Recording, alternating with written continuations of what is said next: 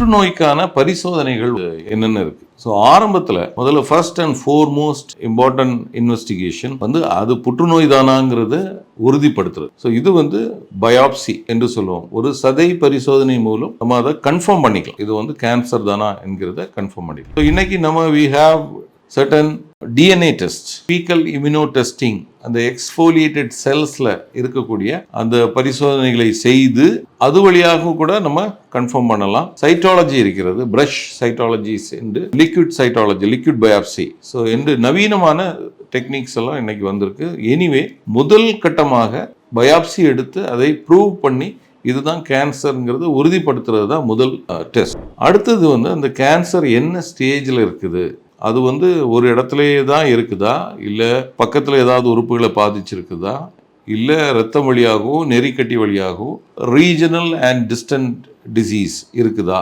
அப்படிங்கிறத நம்ம நிர்ணயிக்கணும். இதுக்கு பல ஸ்கேன் இருக்கிறது. ஆரம்பத்தில் சிடி ஸ்கேன் போன்ற ஸ்கேன்கள் பண்ணலாம். நோயை கன்ஃபார்ம் பண்ண பிறகு ஹோல் பாடி பெட் சிடி அப்படிங்கிறது நமக்கு அந்த நோய் குறித்து முழுமையான ஒரு அவுட்லுக் கொடுக்கும். ஸோ எனிவே முதல்ல இது கேன்சருங்கிறத கன்ஃபார்ம் பண்ணணும். ரெண்டாவது அது என்ன ஸ்டேஜ்ல இருக்குதுங்கிறத நம்ம பல பரிசோதனைகள் மூலம் அதை நம்ம நிர்ணயிக்கலாம்.